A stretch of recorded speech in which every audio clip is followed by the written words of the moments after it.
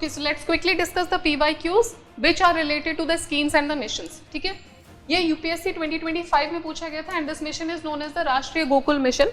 राष्ट्रीय गोकुल मिशन देखेंगे क्या है, उससे पहले देख लेते हैं what are the options available to it. So it is important for the upliftment of rural poor, क्योंकि जो बोल रहे हैं कि मेजॉरिटी ऑफ जो लो प्रोड्यूसिंग इंडिजिनियस एनिमल्स हैं वो किसके साथ हैं, स्मॉल और मार्जिनल फार्मर्स और लैंडलेस लेबरर्स के साथ हैं. ठीक है, सो यहाँ तक तो ये स्कीम कवर कर रहा है. We'll see what is the scheme. Second is it was initiated to promote indigenous cattle. Indigenous cattle India के जितने कैटल्स हैं इंडिया कंट्री में जो मिल रहे हैं and the buffaloes rearing and conservation in a scientific and holistic manner. So let's quickly सी क्या ये दोनों स्टेटमेंट सही हैं या गलत हैं, फटाफट देखते हैं. The first is Rashtriya Gokul mission.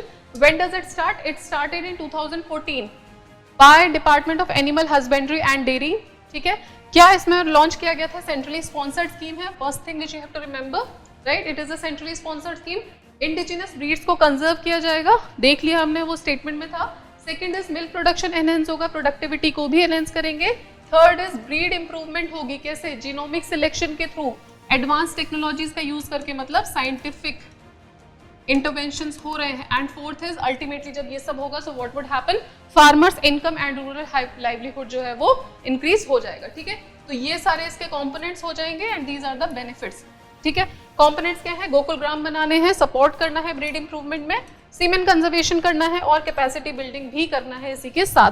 Now let's quickly see what are the initiatives under this Rashtriya Gokul mission. So there are 6 initiatives under this Rashtriya Gokul mission. First is Gopal Ratna award, जो फार्मर्स को दिया जाएगा इंडिजिनस ब्रीड्स को मेंटेन करने के लिए. Second is Pashu Sanjivani. This is like in hospital, you will get a hospital card और your the animal will get the Nakul Swasthya Patra. Then we have National Kamdhenu Breeding Center. These are the centers of excellence which are being provided. Fourth is creating the Gokul Gram. So as of now we have 16 Gokul Grams which has been created जहाँ पे indigenous breeds को conserve किया जा रहा है.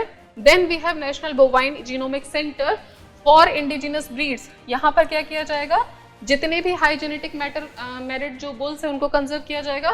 And last is the Kamdhenu Awards which would be provided. Right? So let's quickly see यहाँ पे जो first क्वेश्चन जो दिया हुआ था इसके दोनों स्टेटमेंट ही सही है, सो आंसर हो जाएगा सी, बोथ 1 and 2.